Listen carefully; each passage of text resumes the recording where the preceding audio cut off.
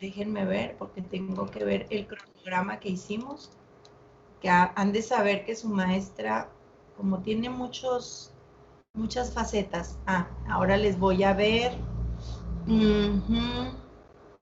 Vamos a ver el hábitus, muy bien. Bien, fíjense que hay un concepto, no les abro porque estoy tratando de abrir al mismo tiempo la, la cámara, ¿verdad? La cámara no, la pantalla que les quiero compartir. Fíjense bien, en el caso del hábitus, que es el tema que vamos a ver hoy, se, se vincula, muchachos, con las formaciones imaginarias. Acuérdense que nosotros estábamos pensando que había una como estructura, ¿no? Una estructura de ¿cómo les diré? Una estructura social a la cual nosotros pertenecemos y esa estructura social que es que es nuestro modo de ser, muchachos, que es ¿cómo les puedo decir? Nuestro lugar social. Vamos a decir que por el lugar donde nacimos, por los recursos económicos que tenemos, hasta por nuestra ideología, nosotros tenemos una posición social que nos da una formación imaginaria. Si se fijan, estoy articulando lo que, déjenme lo grabo, ¿no? Porque luego puede que a ustedes les importe escucharlo de nuevo o les sirva para algo, y entonces ahí lo tenemos. Bien, entonces estamos diciendo que hay un concepto que inventó este sociólogo, antropólogo francés, que se llama Pierre Bourdieu. Se escribe, se los voy a poner en el chat, para que si cuando lo busquen algo sobre él sepan cómo se escribe.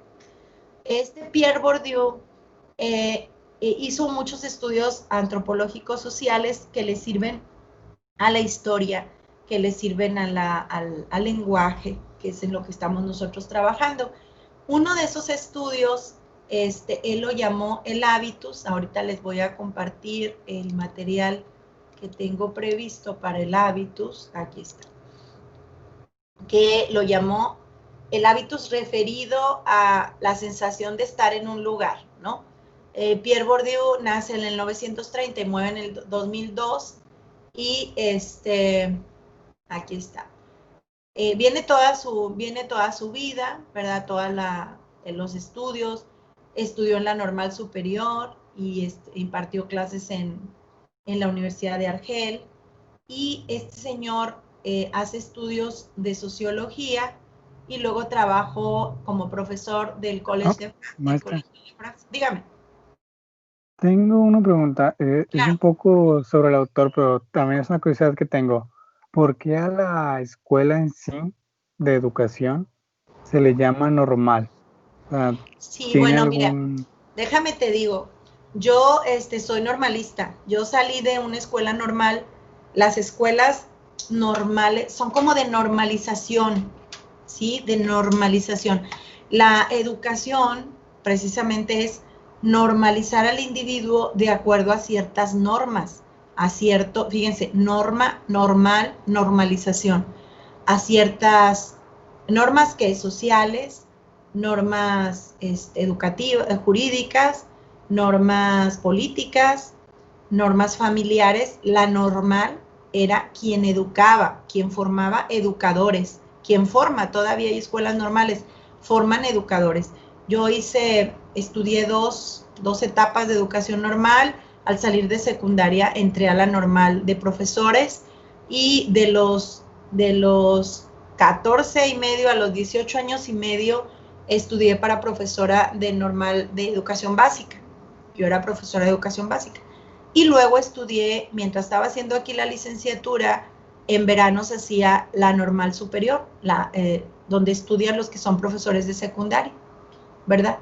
Y bueno, trabajé en educación básica muchos años, y es esa normalización eso poner dentro de las normas, de las diferentes normas que la cultura o la sociedad sostiene, se supone que la escuela normal forma a los formadores, forma a los futuros educadores del país. Entonces, muchos universitarios hemos sido antes normalistas, es el caso de Pierre Bourdieu, si se fijan, estudia primero en la Escuela Normal Superior y luego se va a la universidad, ¿verdad? Entonces, bueno, espero haber contestado tu pregunta. Luego aquí viene algunos antecedentes del hábitus, ¿verdad? Y quienes lo han estudiado. Y luego tenemos aquí como un resumen de qué se trata el hábitus. El hábitus es un conjunto de disposiciones interiorizadas que informa las percepciones, los sentimientos y las acciones de la persona. Cuando estamos diciendo de disposiciones interiorizadas, estamos hablando de conductas y actitudes adquiridas, ¿verdad? Tanto aprendidas como espontáneamente que surgen de la persona. Entonces, ¿cómo nosotros percibimos las cosas? Fíjense, cómo sentimos al respecto de algo y cómo actuamos al respecto de algo. Opinión sobre esto, cómo percibimos las cosas, cómo sentimos acerca de las cosas y cómo actuamos en nuestro desempeño social. Ese es el hábitus. Luego dice, ¿cómo se construye?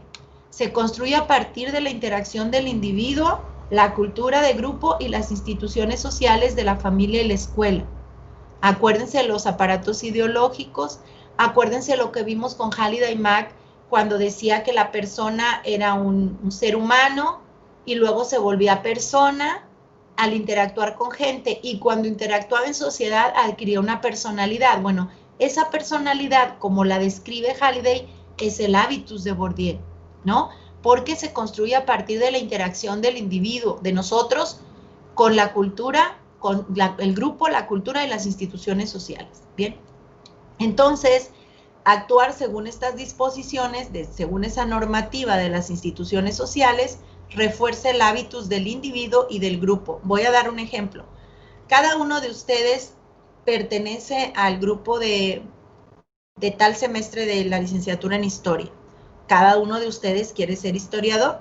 Cada uno de ustedes piensa, actúa y lee en función, fíjense, piensa, actúa, ¿no? Actúa, siente, actúa en función de esa cultura de grupo y de las instituciones de las cuales ustedes provienen y yo provengo. Todos tenemos hábitos, ¿no? El seguir actuando de esa manera que las instituciones nos lo determinan, que yo lo creo y lo pienso, me da, me refuerza el hábitus. Entonces, en cuanto yo más lo cultive, yo más me vuelvo historiador, ¿sí? O más me vuelvo luchador, si estuviera haciendo lucha olímpica, o me vuelvo nadador, si estuviera estudiando natación, ¿verdad? Es decir, en el grupo lo que yo hago, fíjense, no solo lo que pienso, percibo, sino lo que hago, me construye el hábitus. Bourdieu tiene unos estudios que dice, por ejemplo, que el hábitus atañe hasta el cuerpo. Dice Bourdieu que, por ejemplo, un nadador, como les decía yo, alguien que nada, tiene toda el hábitus de un deportista, pero de un deportista de la natación. La alimentación, el cuerpo, la estatura, las acciones, las preferencias, las metas, los logros sociales que desea, se refieren a ese modo de vida que él desempeña en esa posición social específica. Lo mismo podemos decir de una bailarina de ballet, ¿no? Yo no sé si vieron la película El Cisne Negro, muchachos. ¿Alguien la vio? Que nos diga. Ah, con Natalie Portman. Sí, la de Natalie Portman. Sí, profesora. ¿Sí la vieron? Bueno, allí tienen un ejemplo de hábitus. Y también la que hemos estado comentando aquí en el curso, la de Ya no estoy aquí.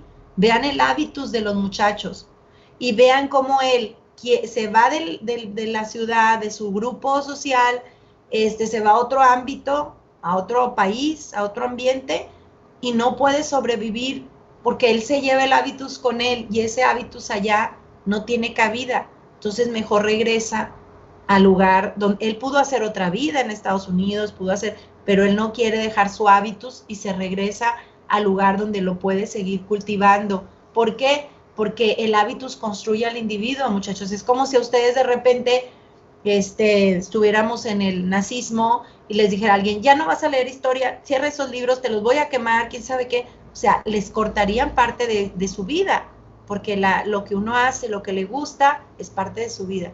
Entonces, ese hábitus de la chica del cisne negro es un hábitus adquirido en el ballet. Fíjense cómo los pies morados, siempre la competencia por estar en el cuadro principal, la alimentación, la rutina diaria de ejercicio. En el otro chavo, en el de ya no estoy aquí, igual, ¿no? Un modo de comer, de vivir, de vestir, de ser, es su hábitus. Y dentro de su grupo pequeño, que ellos tenían su propio hábitus, convivir con otros grupos de la misma ideología los refuerza entre unos y otros.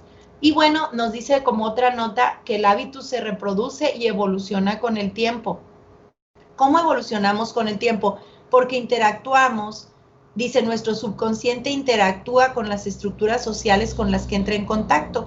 Obviamente, cada experiencia que nosotros tengamos en la sociedad, cada nuevo contacto y nuestro desarrollo como seres humanos, crecemos, tenemos más años, vivimos más cosas, leemos más, sufrimos más, amamos más, somos más o menos felices, nos van formando y nos van haciendo que estas estructuras sociales, la familia, la escuela, el gobierno, la religión y todo, las vayamos analizando y vayamos tomando una posición al respecto. Por eso evoluciona.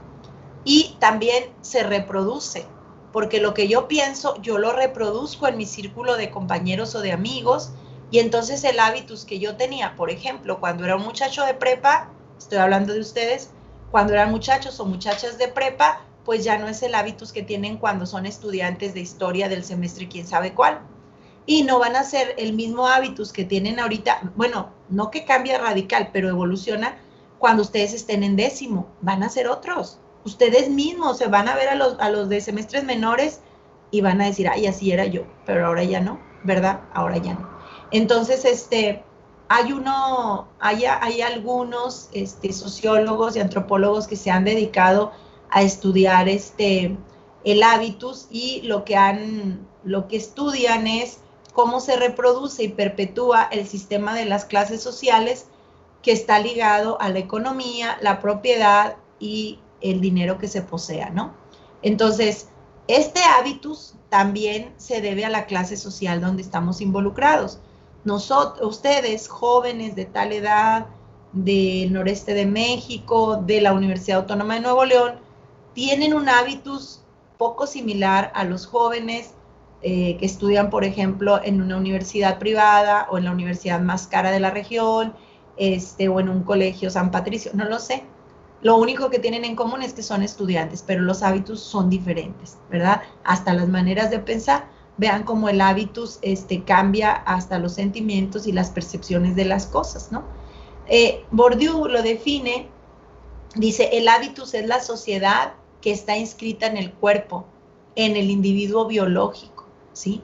O sea, nosotros, como decíamos antes, en nuestro cuerpo tenemos arraigada la sociedad porque hacemos, comemos, nuestro cuerpo tiene las dimensiones y la indumentaria que nuestra clase social, nuestra ideología nos inculca, ¿verdad?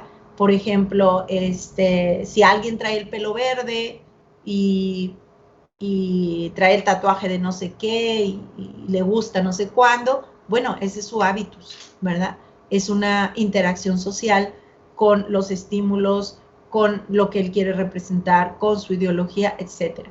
Aquí, en un libro que él tiene, que está de libre acceso en la red, se llama La Distinción, él dice la distinción así, se llama La Distinción, Origen y Clases Sociales del Gusto, yo lo usé para mi tesis de doctorado.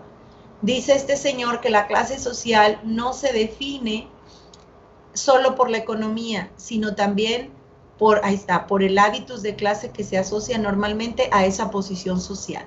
Es decir, si yo vivo en Chipinque o vivo en San Pedro Garza García, en tal sector, o vivo en San Nicolás, o vivo ahí en la Independencia, o vivo en Guadalupe, pues yo tengo un hábitus relacionado con mi clase social, con mi lugar geográfico, con mi religión, con mi modo de amar y pensar y posicionarme frente al mundo, ¿verdad? Aquí nos dan el origen del concepto de hábitus, ¿sí? Aquí está.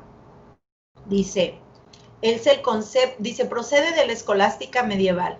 Para el teólogo italiano del siglo XIII, Santo Tomás de Aquino, las cosas que uno desea o que le gustan y la forma de comportarse se deben a que se ve a sí mismo como un cierto tipo de persona. Cada uno tiene una inclinación particular o hábitos. Fíjense bien qué es el hábitus. Las cosas que uno desea. ¿Qué desean ustedes? Ser licenciados en historia, investigar la historia, escribir sobre la historia. Ese es un hábitus. ¿Qué les gusta? Ah, pues me gusta tal música, tales películas, esto y lo otro, tal comida. ¿Cómo me comporto? ¿Sí? Pues por el hábitus que yo tengo, ¿verdad? De acuerdo a mi manera de pensar y de sentir y de percibir el mundo, yo me comporto, yo me visto, yo vivo, ¿ok? Y aquí, eso es, Bourdieu define el hábitus como conjunto de disposiciones socialmente adquiridas, dice, que mueven a los individuos a vivir de manera similar a las de otros miembros de su grupo social. Un individuo de una clase determinada, dice, aquí está, un individuo de una clase determinada sabe que algo es vulgar o pretencioso, mientras que una persona de otra clase le parecerá bello e impactante. Fíjense bien, ahí están las percepciones. ¿Quién nos enseña cómo pensar sobre las percepciones? Pues el hábitus, ¿verdad? La sociedad. Si ustedes se acuerdan en el ejemplo que vimos sobre ideología de ese colegio La Paz, donde a las niñas se les impedía bailar porque era un pecado grave y mortal y hasta les daban un checklist de cómo bailar sí, cómo bailar no, pues les estaban enseñando qué pensar sobre el baile. Ese es un asunto de conocimiento social. Todos, antes incluso de tener una ideología, tenemos conocimiento social. Un conocimiento que circula en la sociedad, que no se da en las escuelas, sino que todo damos por sabido, que es bueno, que es malo. Aunque alguien no venga a la universidad, tiene una cognición social, ¿verdad? Porque vivimos en sociedad. Y entonces, eso que se sabe, eso por eso lo pone entre comillas, si decimos, ay, eso es muy vulgar, ay, eso es pretencioso, para nosotros, las gentes de San Nicolás, las gentes de la Universidad Autónoma de Nuevo León, seguramente para otro sector social eso será bello, importante. Por ejemplo, ¿qué les puedo decir? Hay sectores de la ciudad donde lo que les importa es comer, tener que comer. La ropa, la casa, el transporte, la escuela son de segundo nivel porque su condición económica solo les permite sobrevivir, ¿verdad? Yo veía reportajes en la televisión, ahora que se ha hecho esto de la educación virtual, que había familias que tenían 5 hijos y nada más tenían una televisión y a veces ni televisión, o tenían un celular y salía la señora a la avenida a agarrar la señal para ver que le estaban encargando de tarea a sus hijos. Entonces vean como allí hay mucho rezago económico. Obviamente esa persona tendrá percepciones, sentimientos y actitudes diferentes de los que tenemos la bendición de tener internet en la casa. También habrá jóvenes que ahorita que ustedes están en clase andarán trabajando en una empresa o en la calle o no lo sé, y tienen otro hábitus diferente que ustedes. Los podemos parar juntos, ellos son de su misma edad, también son de su mismo género, hombres o mujeres, y sin embargo ellos serán totalmente distintos a ustedes por el hábitus. Y otra vez les digo que se acuerden de esa película que estábamos platicando de Ya no estoy aquí. Vean cómo el muchacho convive con la niña oriental, que son más o menos de la misma edad, y vean el hábitus de uno y el de otro. ¿Dónde va él a vivir? Eso nos habla de él. Se sube al techo y va y busca un lugar abandonado y allí vive. Eso es lo que él siente que merece para él. Y la otra le ofrece cosas que no quiere tomar y se regresa mejor, ¿no? ¿Y cómo consigue que se regrese? Cuando él se corta el pelo, pues es muy simbólico. Fíjense cómo se corta el pelo y se cambia de ropa. Allí ese cambio de apariencia nos dice un cambio de hábitos para poder regresar al lugar. Y cuando regresa ya tampoco tiene el mismo hábitus, ya no se puede involucrar en lo que se involucraba, etcétera. es decir, ha evolucionado, un hábitus que ha evolucionado. Perdón que se los explique con la película, pero me parece que como todo mundo la conocemos, es más fácil. Luego, otro apunte sobre el hábito, fíjense dónde lo aprendemos. Esto se aprende en la infancia de la familia y después en la escuela de los compañeros que enseñan al niño cómo hablar y comportarse. O sea, lo aprendemos cuando entramos en sociedad. Nuestro primer núcleo social es la familia, el segundo es la escuela. Dice, de esta manera, el autor dice que el orden social se inscribe progresivamente en la mente de las personas. Es nuestra mente, muchachos, la que nos hace vestirnos así, estudiar así, hablar así, pensar así. Pero esa mente, ese aprendizaje, no lo tuvimos en la escuela, lo tuvimos en la sociedad, ¿no? Ahora, aquí viene lo de la clase social.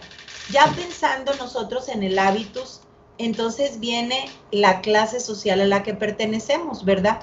Dice, Bourdieu observa que las personas de la misma clase social comparten valores culturales y similares. Aquí está. Dice, conocen y valoran las mismas cosas, hablan y visten de la misma manera y tienen los mismos gustos en materia de arte, ocio y entretenimiento. Yo creo que esto lo podemos pensar en función de los que estamos en la Facultad de Filosofía o de este grupito de la licenciatura en Historia. Valoran las mismas cosas, hablan y visten de la misma manera y tienen gustos similares, les gusta el arte, el ocio y el entretenimiento de tal manera, porque cuando un compañero de ustedes les habla de la película tal, la vieron y la conocen. Cuando otro compañero rastrea ahí los antecedentes históricos, ustedes también los conocen. Entonces podemos decir que pertenecemos más o menos a la misma clase social, ¿no? Dice, por ejemplo, los franceses de las clases altas, aquí está, los franceses de las clases altas disfrutaban leyendo poesía y ensayos filosóficos y políticos, asistían a funciones de teatro clásico de vanguardia y a conciertos de música clásica, y sus actividades al aire libre preferidas eran el camping y el montañismo, ¿no? Lo dice, por el contrario, las clases trabajadoras, aquí está, dice, las clases trabajadoras preferían leer novelas y revistas, los espectáculos de variedades, las compras y los coches de lujo. En ambos casos, el abanico de opciones era relativamente limitado y no lo determinaba el precio, sino los gustos. Esto es muy importante, fíjense bien, muchachos. Las opciones que nosotros elegimos para tener en nuestra vida no las determina el costo, sino lo que a nosotros nos gusta. Tenemos lo que nos gusta, porque aunque no tengamos dinero, si algo nos gusta, nosotros nos esforzamos en tenerlo. Es muy importante porque en este libro del autor estudia, se llama La distinción, criterios y bases sociales del gusto, y él determina que es el gusto el que hace que hagamos las cosas, lo que nos gusta, y también determina, y eso está determinado por el hábitus, miren, y luego viene aquí, si a los miembros de una determinada clase o fracción de clase comparten gustos, era porque compartían disposiciones o hábitos, de algún modo habían llegado a gustarles o no las mismas cosas, gustarles o no gustarles las mismas cosas. Era esta conciencia de un hábitus común lo que les confería una noción clara de su posición social. Fíjense bien, un hábitus común es lo que nos dice que pertenecemos a tal posición social y que encajamos en una clase, ¿sí? Por ejemplo, aquí todos nosotros, los que estamos en esta facultad, tenemos el hábito común que es el estudio, la formación académica, la investigación, y nos coloca en cierto sector social que a veces en lugar de andarnos comprando botellas de vino o joyas valiosas, no sé qué, compramos libros, ¿no? En lugar de andar pagando por transformaciones físicas, cirugías o joyas, andamos pagando el ingreso a congresos. En lugar de dedicar nuestro tiempo a bailar o a salir, estamos inscritos en diplomados y en eventos y etcétera. Vean cómo entonces tenemos gustos más o menos similares que nos ubican en una fracción de clase. Somos de clase tal vez media baja o yo creo que media baja, pero hay una fracción de clase media baja que se dedica a la academia. Ahí estamos nosotros, ¿verdad? Y luego dice aquí, La construcción del hábitus no se debe al individuo ni al entorno, sino a la interacción de la mente subjetiva, es decir, mi mente con las estructuras y las instituciones que me rodean. Ok, no lo construyo yo solo. Hay instituciones que me rodean, la familia, la escuela, el gobierno, la iglesia. ¿Cómo interactúo yo con ellas y qué piensa mi mente al respecto? Eso va a generar mi hábitus, ¿no? Y como el hábitus es una disposición social, la comparto con grupos. Fíjense bien. Dice, aquí está, dice, los individuos nacen en un grupo social particular definido por un estilo de vida específico, lo que yo les estaba diciendo al principio, por el lugar donde nacemos, por el grupo social en que estamos, por lo que comemos, por cómo vestimos, por donde vivimos. Nosotros ahí nacimos. Entonces, ese se llama hábitus de grupo. Dice, cada fracción de clase tiene un hábitus de grupo que lo define y a la vez lo diferencia de todos los demás hábitus de grupo de la sociedad.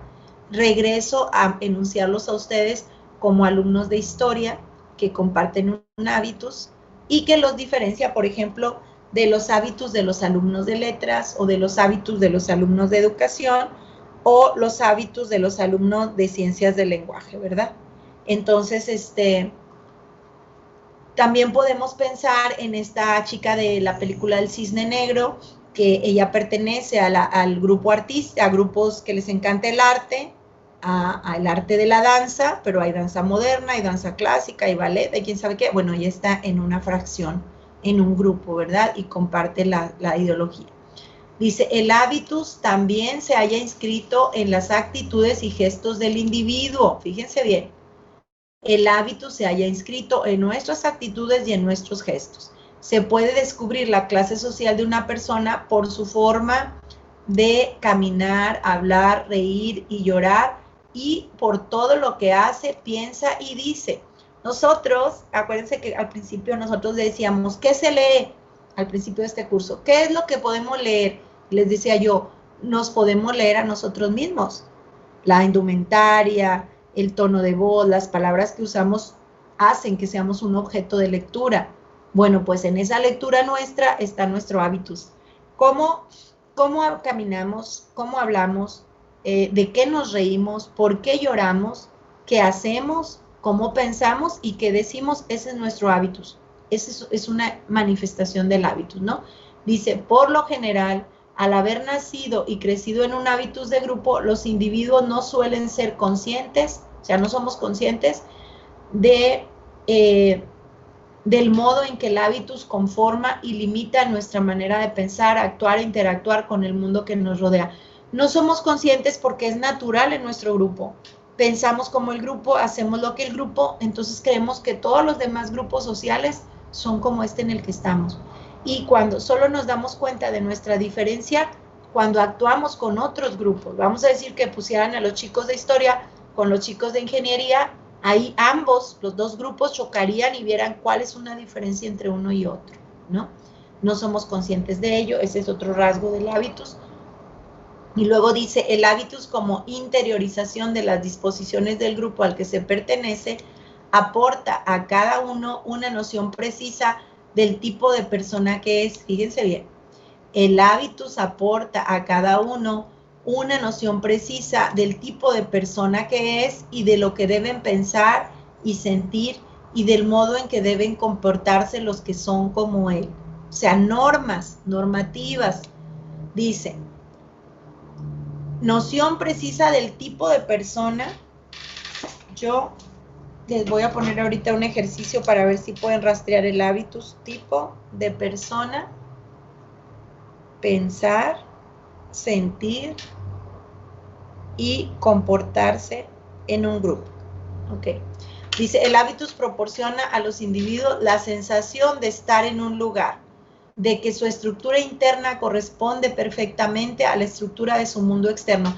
Esto lo podemos extrapolar a la película de la que estamos hablando. Lo podemos extrapolar porque el muchacho solo sentía, fíjense el nombre de la película, ya no estoy aquí, ¿sí? O sea, ya no soy, ya no pertenezco, porque el hábitus Dice, proporciona la sensación de estar en un lugar, de corresponder y encajar, muchachos. Y esa sensación, toda la vida del individuo, aún en la edad adulta y en la madurez y en la vejez, siempre estamos tratando de encajar y de estar en un lugar. Cuando lo encontramos, allí nos quedamos. Pero si a nosotros nos desarraigan de ese lugar, como cuando nos encarcelan, por ejemplo, cuando nos hospitalizan, por ejemplo, cuando nos expulsan de un grupo, cuando nos arrancan, entonces se viene una crisis interna, porque si se fijan, aquí dice estructura interna, y hemos hablado, dice el hábitus, el haber nacido y crecido en un hábitus, nacemos y crecemos en un hábito, y luego el hábitus es una interiorización de las disposiciones del grupo a que él se pertenece, y luego aquí dice que el hábitus no, se debe a la interacción de la mente subjetiva con las estructuras y las instituciones que rodean a la persona. O sea, es nuestra mente la que siente que pertenece al hábitus, ¿verdad? Entonces, cuando a nosotros nos desarraigan, fíjense bien, aquí dice, si saliera de este hábitus para aventurarse en los campos, que son instituciones o estructuras de una clase diferente, se sentiría como un pez fuera del agua, desplazado y dando constantes tropiezos. O sea, nos lanzan a un ámbito social nuevo y nos sentimos perdidos. ¿Qué sentimos cuando salimos de la prepa? Bueno, de la secundaria y entramos a una prepa. Sentimos miedo, sentimos desconcierto los primeros meses hasta que nos adaptamos. ¿Qué sentimos cuando venimos a la facultad por primera vez? Que fíjense qué terrible, pero esta sensación de venir a la facultad no la van a tener los compañeros no la tuvieron ya los compañeros que entraron ahora en agosto, no vinieron a la facultad, no conocen la facultad, no han estado en las aulas como ustedes. Y sin embargo, cuando uno transita de un nivel escolar a otro, siempre tiene miedo. Cuando va a transitar o a cambiar de estatus académico, también tienes miedo. Cuando llegas a un contexto familiar nuevo, tienes miedo. O sea, tienes una incertidumbre, te sientes como pez fuera del agua y empiezas como con incertidumbres hasta que te adaptas y vuelves a conocer el ambiente, ¿no? Y a veces tienes que hallar mucha fuerza en ti para poder conseguir esa transición. Bien, aquí hemos hablado del hábitus y de la clase, ¿ok? Vamos a ver, voy a hacer un ejercicio, como quiera, este link se los voy a guardar para que ustedes vayan a seguir con la lectura, porque mañana todavía tenemos que hablar según estoy viendo, mañana vamos a hablar de campos sociales, ¿verdad? Pero si quisiera, por ejemplo, que trataran de hacer una extrapolación, es decir, una autorreflexión sobre elementos, les voy a poner aquí porque va a ser un ejercicio que vamos a compartir aquí todos en la sesión, van a hablar de viva voz, elemento del hábitus, elementos del hábitus. ¿Qué semestre son ustedes? Quinto. Somos quinto semestre. De quinto semestre. De historia. Así se va a llamar el ejercicio. Quinto semestre. Ah, también, ¿ya conocen el horario de exámenes? Bueno, ahorita se los comparto, nos los mandó ayer el doctor José Luis. Dice elementos, déjenme lo edito. Elementos del hábitus elementos. Ahí está, elementos del hábitus del colegio de historia. Vamos a ver, vamos a hacer una autorreflexión sobre los elementos de nuestro hábitus en este grupo. Es que su maestra se tarda en escribir porque le cambiaron el mueble aquí del escritorio y no me adapto. Ok, ese es uno.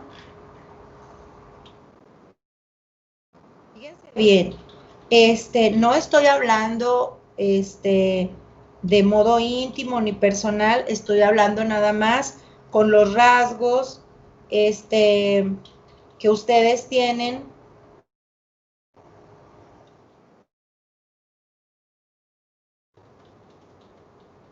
por estar perteneciendo a este grupo, ¿sí? Estas preguntas las van a contestar al azar, voluntariamente quien quiera, pero quisiera que todos piensen porque, si no veo mucha participación, pues yo les voy a preguntar para que podamos extrapolar lo que es el hábitus, por pertenecer a este grupo, estar en esta licenciatura formándonos. Ahí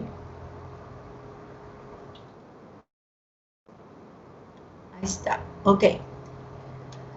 Ay, aquí va. Son una serie de preguntitas.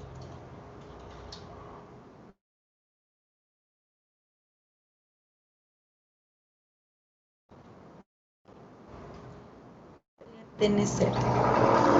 Bien. Fíjense bien. Aquí están las preguntas que nos vamos a hacer.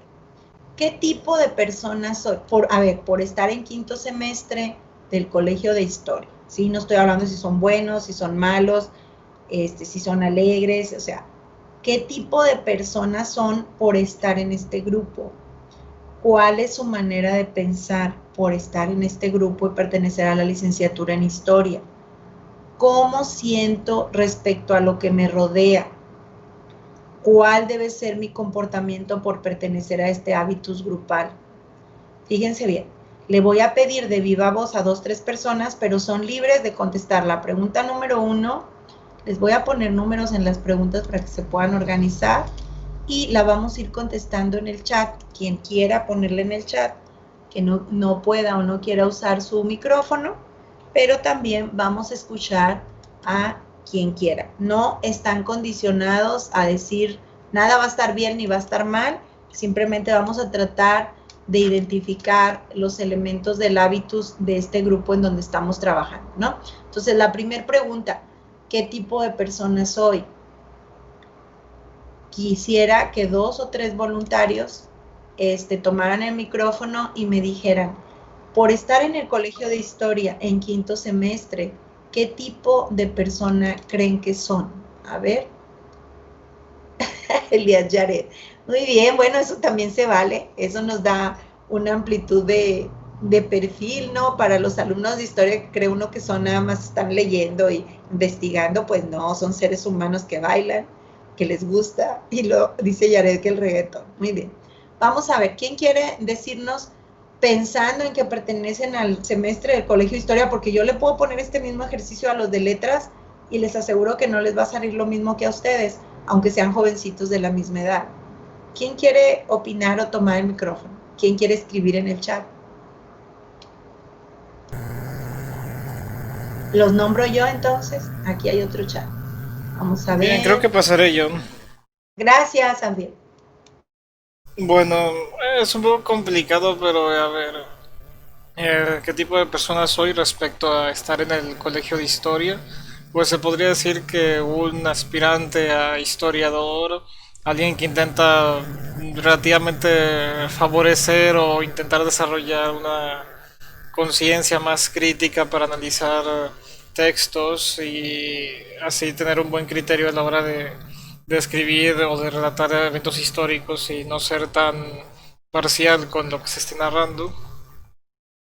¿Cuál es mi manera de pensar también respecto a la misma situación?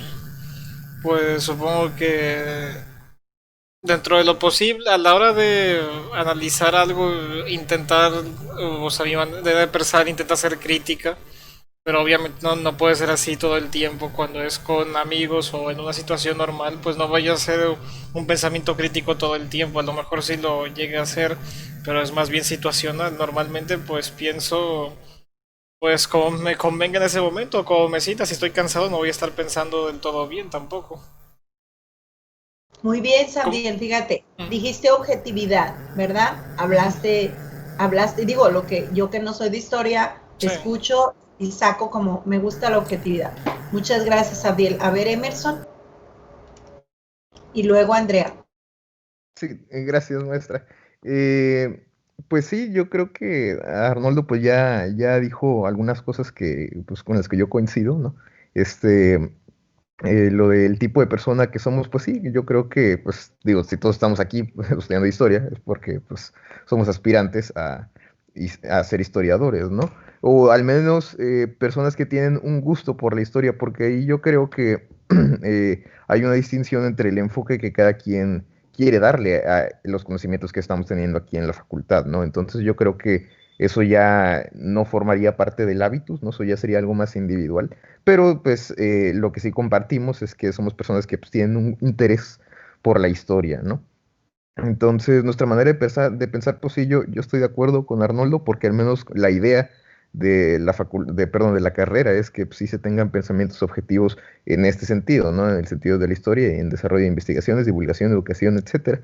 Entonces, yo sí estoy de acuerdo con eso y bueno, ¿cómo siento respecto a lo que me rodea? Pues supongo que pues sí, buscamos siempre como la objetividad en las investigaciones, ¿no? Y, bueno, tal vez tratamos de aplicar nuestros conocimientos a pues, nuestros entornos, ¿no?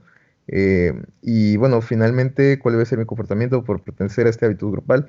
Pues sí, yo creo que pues tal vez pues, eh, pues no quise decir participación, ¿no? Porque digo, eso no es como esencial, pero pues sí como, pues nuevamente el interés, ¿no? Por tener participaciones en respecto a investigaciones, ¿no? Proyectos, etcétera, que pues nos puedan ayudar ahí a, pues, a mejorar en la carrera, ¿no? Yo creo que esto, digo, esto también forma parte de otras, pero si hablamos de esta carrera en específico, pues yo sí diría que tal vez ahí el interés por las investigaciones históricas, obviamente, pues sí sería aquí parte del hábitus. No sé qué opinen los demás. Gracias, Emerson. Vamos a escuchar a Andrea y luego a Ricardo. Buenas. Buenos Pues días. en la primera pregunta, buenos días. En la primera pregunta, pues yo coincido en que creo que el término más adecuado sería que somos aspirantes a historiadores. En cuanto a la segunda pregunta de cuál es mi manera de pensar, quiero poner un ejemplo y de una situación que me pasó conviviendo con personas de la facultad, pero que son de otras carreras. En la materia de contexto, somos de diferentes carreras llevando la materia. Entonces, en una ocasión, la maestra pidió en una de las exposiciones que una chava le dijera que cuál piensa ella que es la perspectiva que se tiene sobre la facultad. Entonces, ella empezó a decir que era una chica, creo que de educación, no me acuerdo de cuál, pero ella empezó a explicar que la perspectiva que se tenía sobre la facultad era que éramos marihuanos, y empezó a decir muchas cosas como de que empezó a tirar un montón de rollo diciendo que ella venía de otra facultad y que cuando se quería cambiar era lo que todo el mundo le decía, y llegando a la facultad empezó a dar todo como una explicación muy desde su perspectiva, y empezó a decir muchas cosas que a mí me parecieron fuera de lugar. Yo me acuerdo que estaba escuchando la clase y yo no sentía que que esa pregunta se debiera responder así. Sentía que debía responder que la facultad era como que, humanística, y que se enfocaba en esto y en aquello, y que buscaba dar cierta imagen de esto o aquello, porque me parecía que era una clase como que seria, y los comentarios de la chava me parecían como que muy de que, oye, ¿cuáles son esas fuentes? O sea, ¿por qué estás diciendo todo eso? Entonces, creo que nosotros como historiadores nos volvemos muy críticos, incluso inconscientemente, sobre a la hora de que alguien está diciendo algo, es por qué está diciendo eso y de dónde está diciendo eso, o sea, en qué se basa y qué tan serio es lo que me está diciendo. Entonces, yo creo que eso es algo muy importante que nos distingue de otras carreras. Y me sacó mucho me sorprendió mucho cuando tuve esa clase, porque me di cuenta que estaba muy en desacuerdo con la forma de explicar de otros compañeros de otras carreras. Muy bien, Andrea. Lo que pasa es que ella venía de otro hábitus.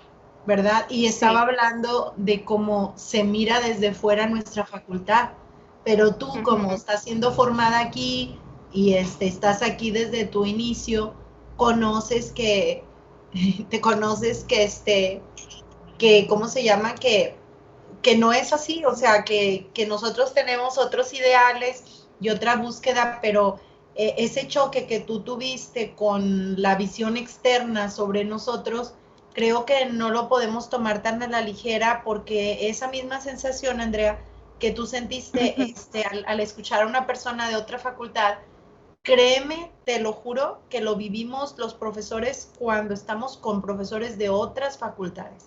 O sea, ellos... Me imagino.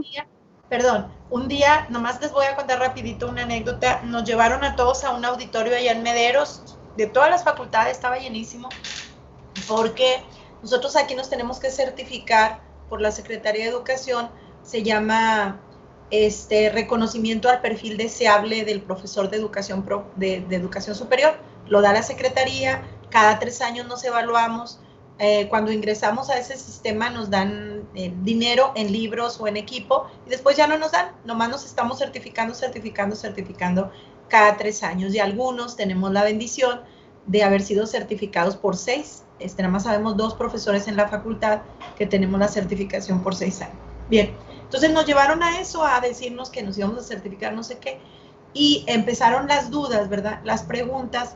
Y luego una persona, no creo que era de ingeniería, no sé si química o mecánica o no sé cuál, pero dijo, bueno, los que sí hacemos investigación, porque dijo, a ver, bueno, yo entiendo que todo esto que ustedes ponen es muy fácil, por ejemplo, para los de filosofía. Y estábamos nosotros, todos los profes de filosofía en 2 filas.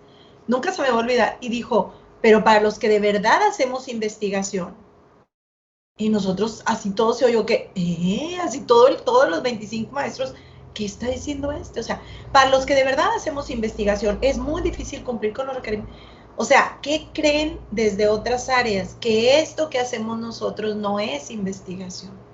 Entonces, allí hagan de cuenta que es ese choque que Andrea dice, no, yo sentí, yo y mis compañeros sentimos como no nos comprendían, o sea, no nos entienden porque las humanidades es un área al cual ellos no tienen acceso, no tienen esta mirada, fíjense, ustedes lo están diciendo, lo está diciendo Andrea, a nosotros nos importa la verdad, la objetividad, la resignificación para modificar las mentes de las personas, la ética, la aportación a la sociedad, porque creemos en el conocimiento y la razón son la vía de desarrollo del mundo, no tanto la economía, sino el conocimiento y la razón, que también dan conocimiento económico, pero no la violencia, no el poder, o sea, todo eso no cabe en otras áreas del conocimiento si se cierran. Entonces, como dice Andrea, es cuando uno dice, yo tengo otro hábitus, o sea, yo no pienso como ellos, yo no soy como ellos, yo creo que por más ignorantes que seamos en esta área del conocimiento, nos preocupa la sociedad y el ser humano, por eso somos de humanidades y ciencias sociales. A ellos les preocupa que embonen las piezas y funcione el aparato, que se mueran las plagas, que engorden los animales, con todo mi respeto, porque todas las profesiones merecen respeto, pero entonces nosotros también demandamos respeto, porque nos visualizan como drogadictos, como que como dicen ustedes, nos vale el mundo, si no es así. Ustedes mismos, los de historia, están demostrando a cada momento la calidad de los trabajos de sus compañeros. La verdad, ganan premios de tesis, ganan premios nacionales. Acabamos de ganar, muchachos, en el encuentro de jóvenes investigadores, 2 primeros lugares, uno preparado por su servidora. O sea, siempre estamos en los primeros lugares de investigación. ¿Cómo van a decir que nada más nos estamos enmarihuanando y que no nos importa la vida? Es una imagen probablemente que creen de los filósofos o pensadores. Y como la facultad se llama filosofía, creen que todos andamos haciendo... La verdad es que la filosofía es la madre de todas las ciencias, de todas, hasta de la historia y de todas las demás. Pero nosotros tenemos así como rasgos de filosofía desde el momento en que nos importa la objetividad. Esa es ética. Y a lo mejor económicamente no les damos a ustedes recursos para ser los millonarios de la sociedad, pero les damos recursos para hacer excelentes seres humanos, buenos ciudadanos y buscadores de la verdad, que yo creo que ya con eso les damos más. Perdón, pero me sentí muy identificada, Andrea, con la situación que me compartes y coincido en que los hábitos, el que ella trae o el que ella tenía sobre nosotros no es el hábitus que estamos desarrollando. El orden era que seguía Ricardo y luego levantó su mano también nuestra compañera. A ver, ¿quién más levantó la mano y luego la bajó? Está Dania.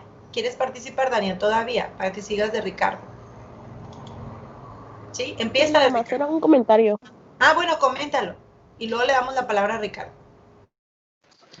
Bueno, lo que estaba mencionando usted sobre las personas de químicas, Pero no sé si no sé de cuál ingeniería y tampoco digo que todos los ingenieros sean así. Ese día a él se le salió y entonces nosotros nos dimos cuenta del hábitus, ¿verdad? Que con que nos miran.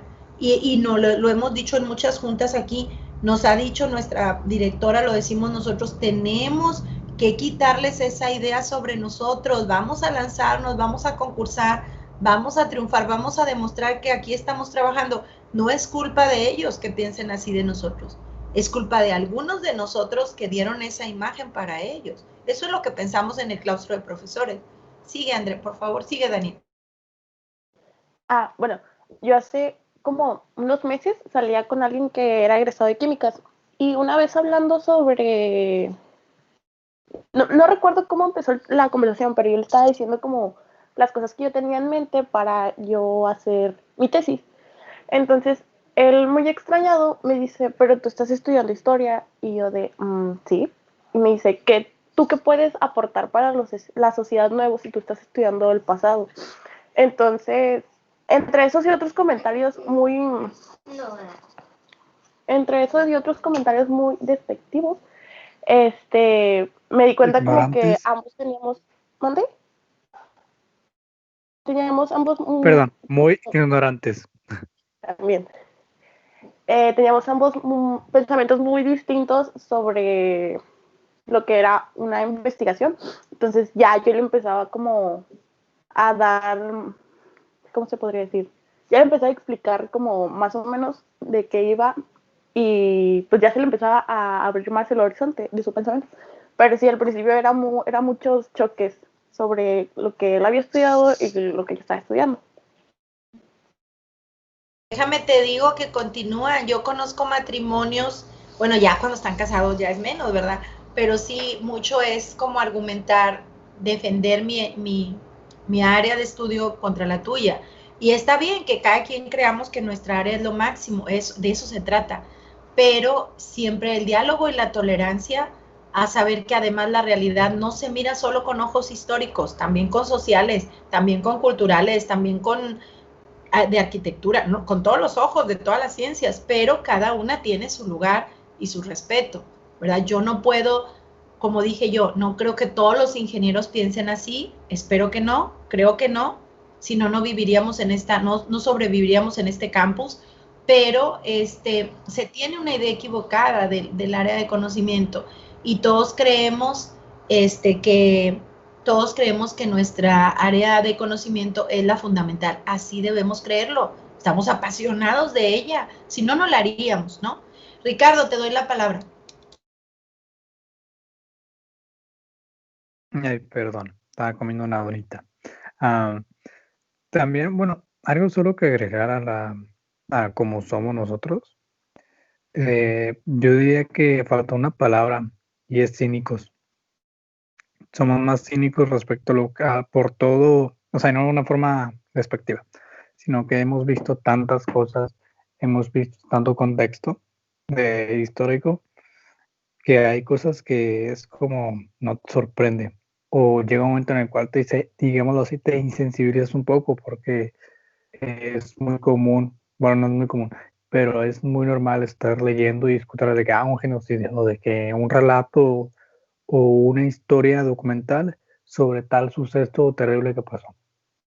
Yo creo que sería eso, somos tan cínicos que a veces cuando escuchamos a alguien que no tiene, que va de la mano con lo que dijo Andrea, que no tiene una fuente o que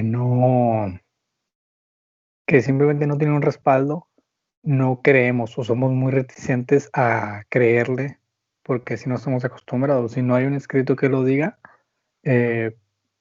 o más que un escrito o algo que dé veracidad, lo dudamos. También diría que nuestra manera de pensar se ve muy mermada no muy mermada, se ve muy condicionada también por la lectura. O sea, hemos leído tanto.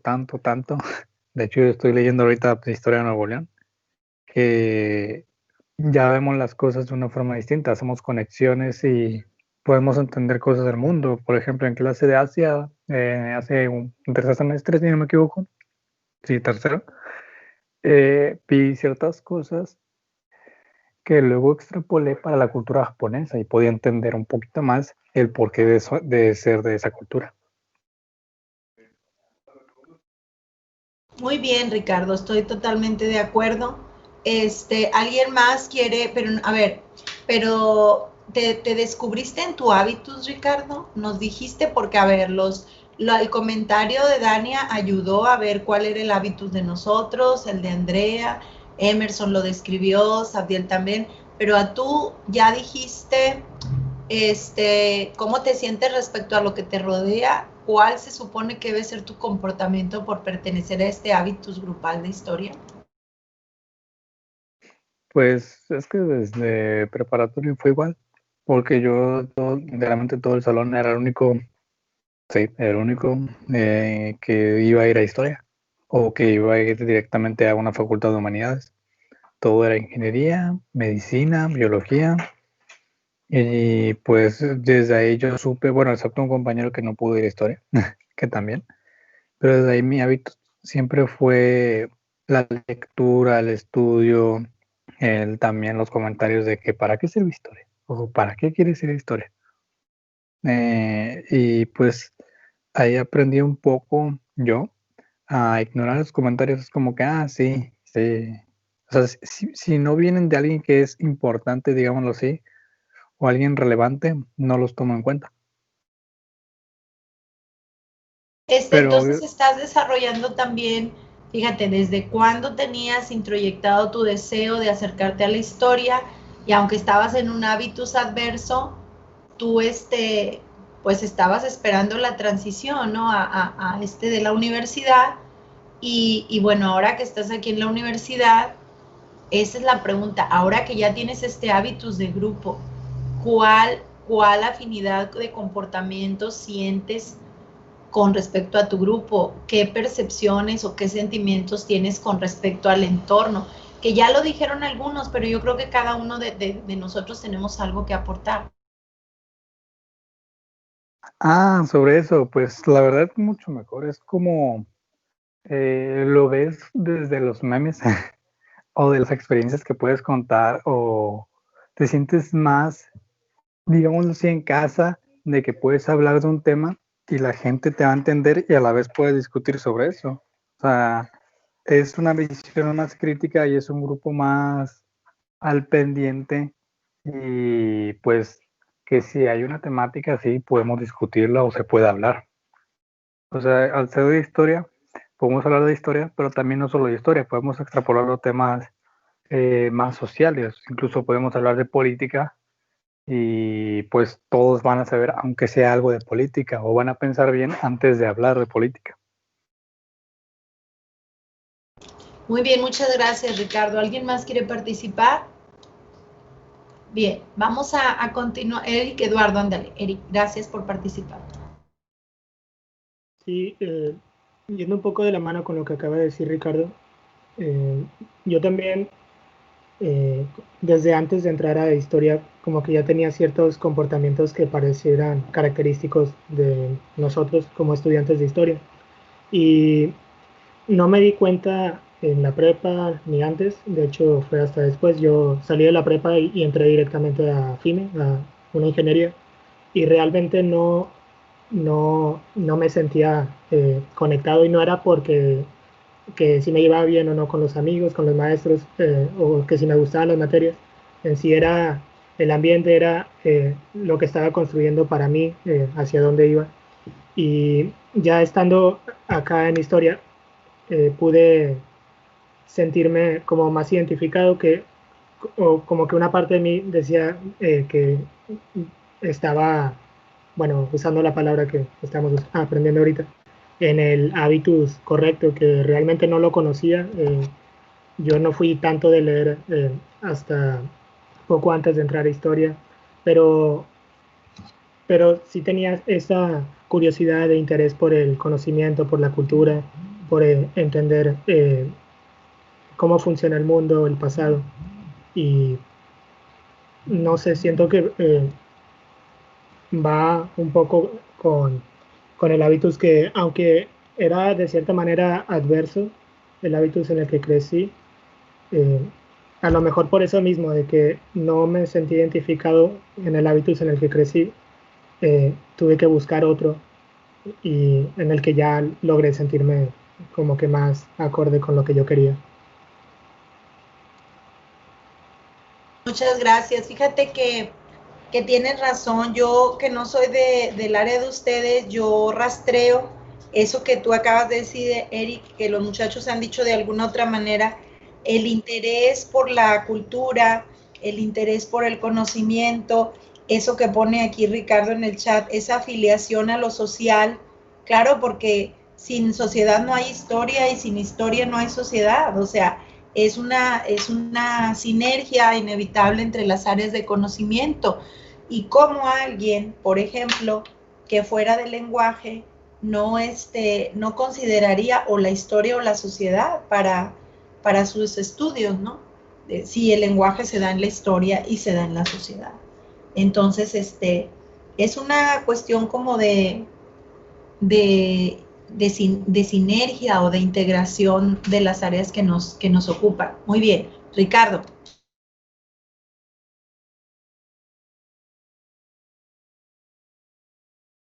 No, perdón, maestra, es que no había bajado la mano. Perdone. Se te quedó la mano, ningún problema. Bueno, vamos entonces a compartir otro material que les tengo yo. Aquí está, un capítulo, unas diapositivas que elaboré para que, nada más que tengo que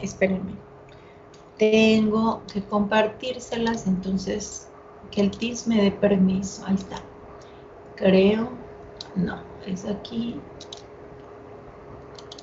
Denme un segundo, ya lo encontré. Aquí está. Yo tengo este material que preparé como resumen. Conceptos fundamentales de Pierre Bourdieu para el análisis del discurso. Hice lo que llamamos en literatura crestomatia, que es decir, tomar pedacitos de diferentes lecturas, un collage de lecturas para presentarles más o menos algunos de los conceptos fundamentales.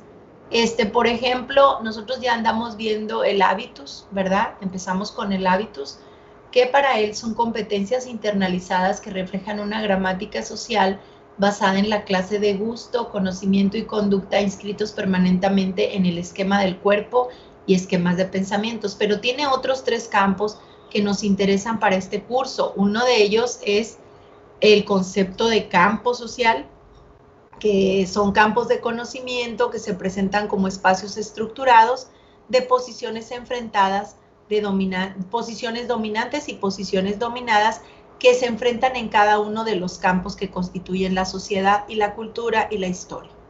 Entonces, hay otro concepto de él que nos va a importar aquí que se llama capital simbólico y que son diferentes conjuntos de competencias lingüísticas y culturales que heredan los individuos por medio de los límites establecidos debido a la pertenencia a grupo o estrato social, ¿verdad? Por estar en un grupo o un estrato social, tenemos algunas competencias lingüísticas y algunos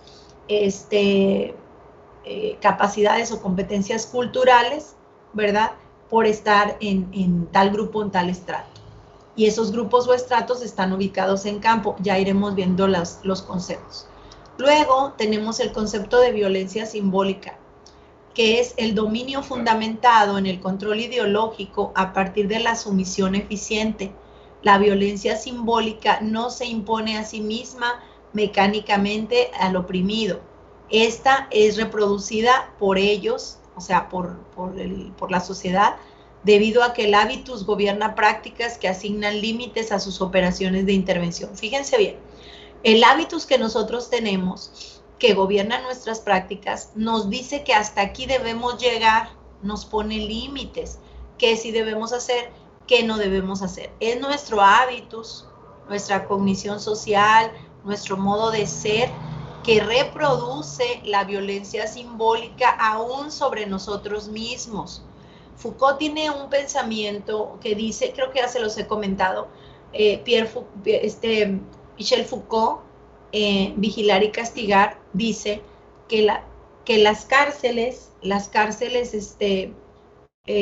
simbólicas son las cárceles más fuertes que tiene el ser humano porque son construidas por él mismo. Pues de eso se trata. A veces nosotros ejercemos violencia simbólica no solo sobre los otros, sino sobre nosotros mismos. O sea, la ejercemos entre nosotros. Dice, el campo como espacio social estructurado. Aquí yo le voy a pedir, por favor, a alguien para que no se escuche solamente mi voz. No sé quién quiera ser como voluntario que me ayude a leer esta diapositiva. Yo, maestra, nada más si puede darle zoom. ¿Ya? Para que se vea un poco más grande. ¿Ahí la ves o no? Bueno, a nosotros nos sale que igual tiene el 40%. Sí. Sí, déjame, vuelvo a compartirla. Ya. Sí, ¿Ya? sí. ¿Otra vez? ¿Ya No, se no, ve? no, todavía no. A ver ahora. No, se ve igual de Bueno, chiquita. déjame No sé salir y si. volver a entrar, ¿sí? Ok. Y la abro como diapositiva para que puedas leerla con tranquilidad. Es que si no entro como escritorio, ya lo descubrí, si no entro como en escritorio, no acepta los cambios de pantalla ni nada. Ahí está. A ver ahora, Emerson. Ya, ahora sí. Okay. Dice, el campo como espacio social estructurado.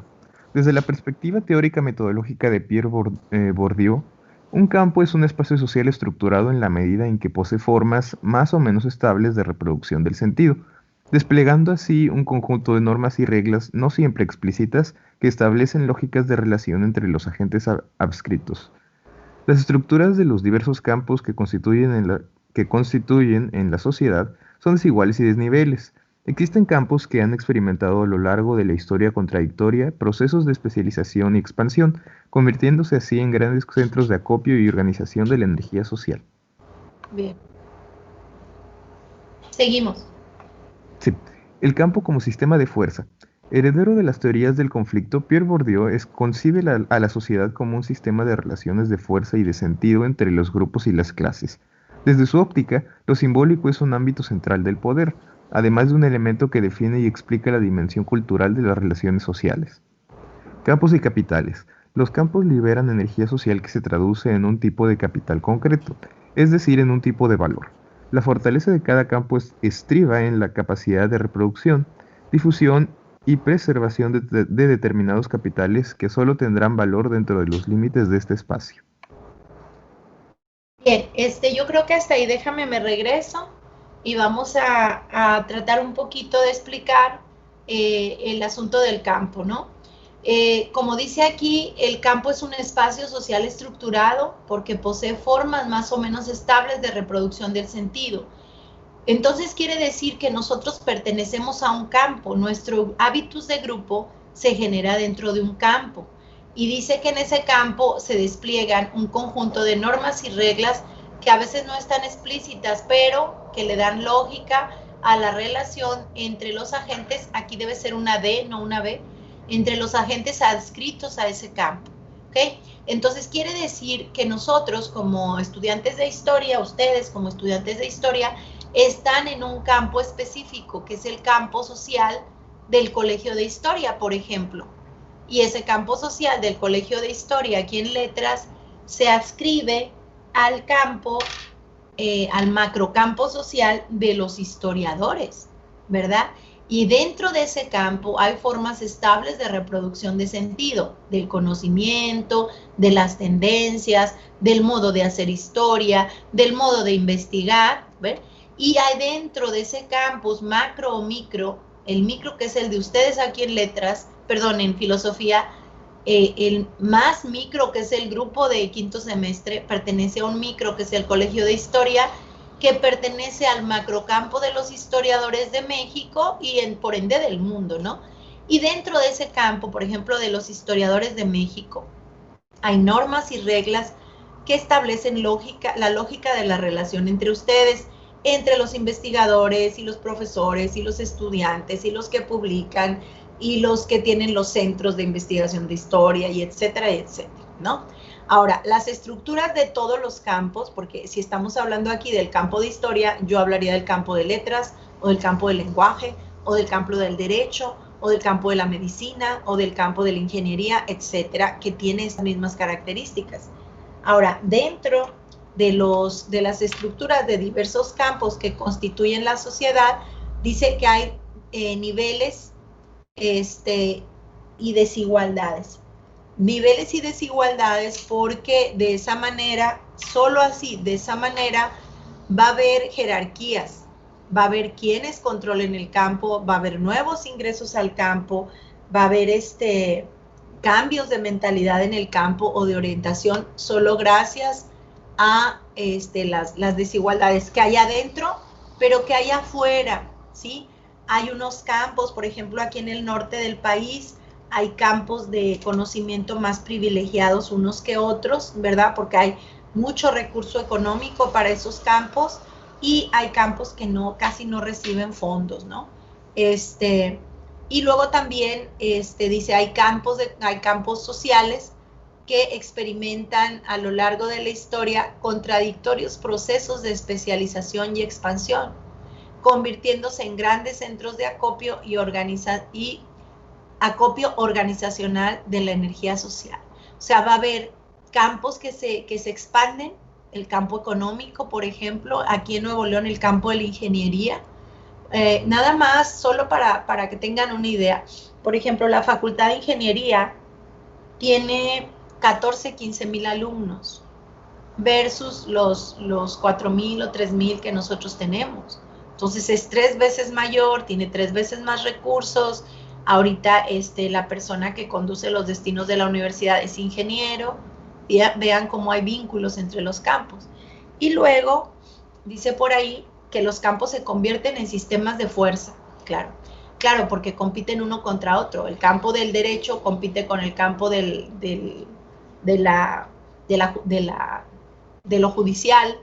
El campo de la educación compite contra el campo de la investigación. No lo sé, ¿verdad? Y luego dice por ahí, heredero de las teorías de aquí. Está hablando de que la sociedad es un sistema de relaciones de fuerza. Esas relaciones de fuerza son la competencia entre los campos, muchachos, y construyen sentidos entre los grupos y las clases que constituyen esa sociedad.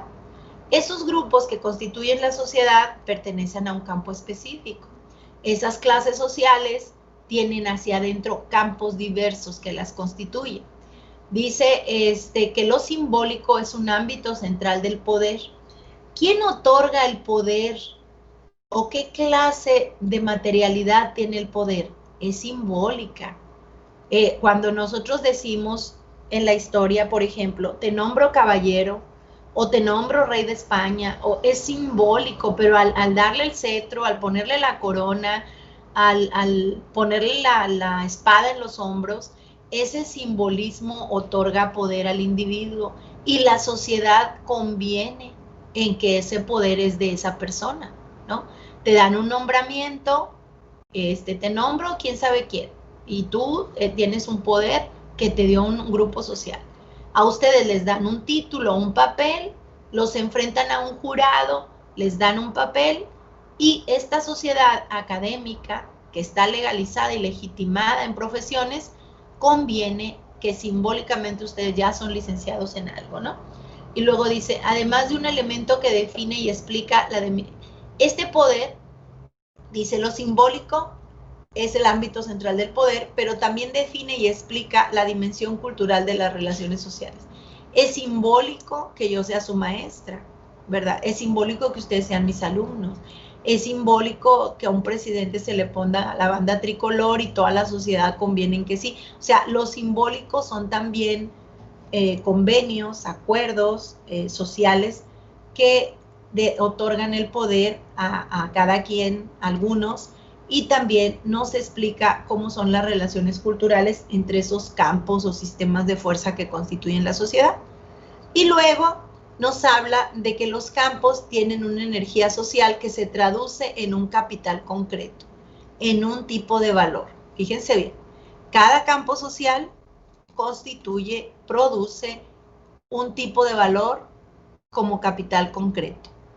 Dice, la fortaleza de cada campo estriba en la capacidad de reproducción, difusión y preservación de determinados capitales que solo tienen valor de entre los límites de ese espacio, de ese campo. Otra vez, ¿para quién tienen valor las tesis de historia? Para los historiadores. ¿Para quién tienen valor los descubrimientos en el lenguaje? Para los que estudiamos lenguaje. Probablemente a la religión no le importa el lenguaje o no le importa la historia, no lo sabemos, a ellos les importa la religión. Aunque haya historia religiosa y aunque haya un lenguaje y un modo de persuadir de las religiones, pues quién sabe a ellos qué les importe. Pero en cada campo se traduce un capital concreto. ¿Cuál es el capital, muchachos, que produce este campo de los historiadores? ¿Quién me dice?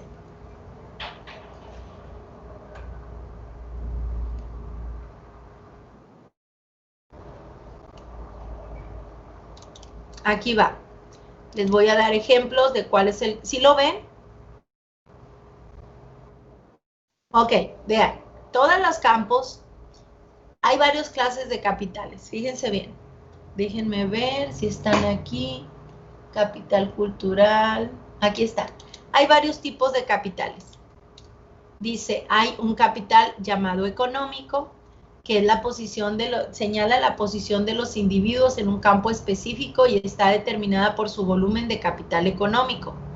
El capital económico está constituido por dinero, bienes, propiedades o inversiones. Ese es un tipo de capital. Luego tenemos el capital social y el capital cultural. El capital social son relaciones, contactos, membresías o parentesco. Fíjense bien. Ser populares, tener muchos seguidores o tener gente que nosotros encabecemos es un capital social. Tener muchos amigos, ser amigo de tal, pariente de tal, sobrino de tal, compadre de tal. A veces, por ejemplo, es más valioso el capital social que el económico, pero el capital económico atrae al social y el capital social atrae al económico. Luego viene el capital cultural, que es el que estamos nosotros ejerciendo en las universidades, adquiriendo en las universidades. La información, el saber, los grados académicos, el conocimiento socialmente validado, esos son los elementos del capital cultural. Ustedes aquí están tratando de ganarse un grado académico. Al mismo tiempo que lo buscan, están adquiriendo conocimiento socialmente validado, porque puede que haya mucha gente que tiene los conocimientos, pero no están validados socialmente. No tienen un título, aunque sepan mucho, nunca pasaron por una universidad, no tienen conocimiento socialmente validado. Y estas informaciones y saberes vienen con la obtención del grado académico. Entonces, vean cómo las universidades se ocupan de esto. ¿Quién se ocuparía, por ejemplo, del capital social? ¿A qué personas, a qué entidades sociales se ocupan del capital social? ¿Alguien tiene una idea? ¿A quién le interesa tener seguidores? A los políticos o incluso a las celebridades. Muy bien. Les interesa tener seguidores a los políticos, a las celebridades artísticas, ¿no? A veces incluso nosotros medimos el efecto de una publicación por la cantidad de likes o me gusta que tiene. Llegó a tantas, por ejemplo, a mí me invitaron, me encontré ahí unos compañeros de historia, exalumnos míos, que también andaban allí. Me invitaron a un programa de radio, una persona que fue mi profesora aquí en la universidad, y me invitó a hablar del lenguaje en Monterrey. Y ahí estuvimos, ¿verdad? Platicando en el radio, esto y lo otro. Y luego me lo encuentro acá en la universidad, me dice, María Eugenia, nos fue muy bien, lleva 700 reproducciones. O sea, vean cómo en el radio, dijo, es que la tenemos en la página de Facebook y ahí medimos el impacto del programa. Tenemos como un límite de rating donde si no lo alcanzamos nos quitan, o lo superamos para seguir. Yo le dije, ¿por qué le importa a usted las reproducciones? Y fue cuando me dijo eso, es que ahí me miden en el Facebook quién te vio, cuántas veces te reprodujeron, y ese es el impacto del trabajo que realizamos, y de ahí depende que siga el programa. Entonces, allí, a los medios de comunicación, a los artistas y a los políticos, les interesa tener capital social. Y todos dependemos del capital económico. Pero sabemos también muy bien que a veces hay personas, ustedes lo han oído en las noticias, que tienen capital económico y con eso compran capital social. Por ejemplo, los partidos corruptos que dan despensa, que dan tarjetas para ir a comprar a Soriana, que te dan favores a cambio de cosas. Y también hay quien compra títulos falsificados, ustedes lo han visto, porque se cree que este poder, que este tipo de capital compra a los otros. Probablemente sí, en alguna medida, pero no sabemos si totalmente, ¿verdad? Entonces, bueno, aquí está. Entonces, ¿de qué se trata? Se trata de que el hábitus es un conjunto de modos de ver, sentir y actuar de los individuos que, aunque aparezcan naturales, son sociales y se aprenden, y que se ejercen o se derivan de la estructura social en que el individuo vive, y que esa estructura social pertenece a un campo social, ¿verdad? Entonces, para tener un ejemplo, nosotros somos agentes. Fíjense cómo Bourdieu no nos llama sujetos, nos llama agentes. Y aquí supera un poquito ideológicamente aquella idea de que estamos totalmente limitados, sino habla. Denme un segundo porque estoy recibiendo una llamada. Dígame.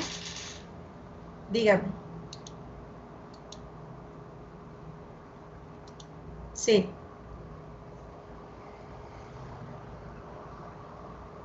Muy bien. Antes 8 semestres y hoy 6 semestres. Al contrario, Rosy. Al contrario. Bye. Sí, una disculpa, era de dirección. Es que la maestra está en una junta y necesitaba un dato sobre el posgrado para dar. Pues no puedo, a mi jefa no le puedo dejar pasar la llamada. Muy bien. Entonces, aquí estamos haciendo un ejemplo. Les decía yo que Bourdieu, en lugar de llamarnos sujetos, nos llama agentes. Fíjense qué diferencia, porque la gente tiene capacidad de actuar, tiene agentividad, y entonces aquí la persona, el individuo, tiene un esquema de percepción, de pensamiento y de acción, y tiene cierto albedrío sobre eso, tiene cierta capacidad de decisión de cómo percibir, pensar y actuar, aunque esté condicionado por su hábitus. Fíjense bien. Entonces aquí tenemos, dice, una objetividad de primer orden, y la persona está mezclada, enmarcada en una objetividad de primer orden, que son las leyes del campo social en donde él pertenece, que lo coaccionan y lo orientan, ¿verdad? Es una estructura objetiva. Todos tenemos leyes, normas, un conocimiento social compartido, que nos dice esto está bien, esto está mal, hay que buscar esto, lo otro. Y luego, como decía también un poquito por ahí Emerson, hay una objetividad de segundo orden, lo que a mí me gusta, porque dice Emerson, todos somos historiadores, pero dentro de la historia nosotros tenemos nuestras propias preferencias, es decir, es lo subjetivo, ¿verdad? Entonces, en lo subjetivo estamos entrando nosotros y combinado la coacción del campo con nuestras propias necesidades y gustos y lo que nos importa, llevamos a cabo nuestras prácticas sociales. Nuestras prácticas sociales es nuestra vida cotidiana, dónde nos inscribimos, de qué vivimos, qué hacemos, cómo pensamos, cómo actuamos. Y luego viene el condicionamiento, que es todo esto inscrito en nosotros, que nos lleva a actuar y a pensar de tal o cual manera. Entonces, si se fijan, aquí tenemos el hábitus, que es la sociedad inscrita en el cuerpo de nosotros, pero también condicionada por el campo, que coacciona y orienta nuestras percepciones, pensamientos y acciones. Y hay lo personal, lo individual, lo íntimo, lo emocional, porque aquí vienen los sentimientos que condicionan cómo nos desempeñamos en la sociedad. ¿verdad? Y a esto no podemos renunciar, el hábitus se nos ve, muchachos. Hay unas frases comunes en la cultura mexicana que dicen que no se niega la cruz de la parroquia, no puedes negar la cruz de tu parroquia. Y luego también dices, aunque la mona se vista de seda, mona se queda. O también dices, que llevas el rancho a no sé qué, no me acuerdo, ese no me lo sé. Bien, otra cosa que quería decirles sobre los capitales es que el capital cultural o simbólico existe bajo 3 formas, ese capital que vimos. El capital cultural en estado incorporado, lo que ya está, ¿verdad? El capital cultural objetivado, el que todos podemos ver, usamos y lo sabemos manejar, y el capital cultural que tienen las instituciones. Por ejemplo, en dónde está radicada la ley, dónde está radicada la educación, dónde está radicado lo hacendario, etcétera, ¿no? ¿Dónde está radicado lo histórico? ¿Dónde? ¿En cuáles instituciones? ¿No? Muy bien. Y luego dice, el capital cultural en estado incorporado está ligado al cuerpo, a nosotros. Nuestro cuerpo es un capital, muchachos. Por ejemplo, los futbolistas, su capital es su cuerpo, su físico, ¿sí? ¿En dónde está el capital cultural de los historiadores? ¿En sus músculos? ¿En su largo de En pelo? los escritos, a los escritos que haga, a las investigaciones. Si nos referimos al cuerpo, entonces pues en la mente y en los brazos. Exacto. Para escribir. Exacto, en nuestros brazos, nuestros ojos, nuestra mente. Y lo que decía nuestro compañero, los productos, pero los productos vienen en otro capital, ¿sí? Fíjense bien. Por eso los profesores generalmente terminamos usando lentes, porque leemos, está ligado en nuestros ojos y en nuestra mente, en nuestros brazos, está nuestro capital cultural, y es dice, un trabajo del sujeto sobre sí mismo. Aquí, por ejemplo, muchachos, es cuando nosotros mismos vamos y leemos los libros, lo estaba diciendo ahorita Ricardo, nos la pasamos leyendo tales y cuales libros. Ustedes están trabajando sobre sí mismos para aumentar su conocimiento, no solo lo que les dice su maestro del curso, sino también ustedes. Y eso funciona como capital simbólico. Luego, el capital cultural en estado objetivado es lo que poseemos. Ahí está lo que decía nuestro compañero, los escritos, ¿no?, que poseemos y que producimos, las pinturas, los monumentos, los instrumentos, lo que tengamos. Ese es estado objetivado, porque se puede ver las construcciones, las edificaciones, los museos, las maquinarias inventadas, etcétera. Y el capital cultural en estado institucionalizado es el capital cultural poseído. ¿Cuánto dinero poseo? ¿Cuánto conocimiento poseo? ¿Cuántos amigos poseo? Permite establecer tasas de convertibilidad entre capital cultural y el económico, garantizando en dinero un capital cultural determinado. Fíjense que ahorita yo les hablaba de los likes. Esos likes son dinero para la estación de radio, que a nosotros no nos paga nada, nada más nos invita. Bueno, es Radio Nuevo León, tampoco ha de ganar tanto, ¿no?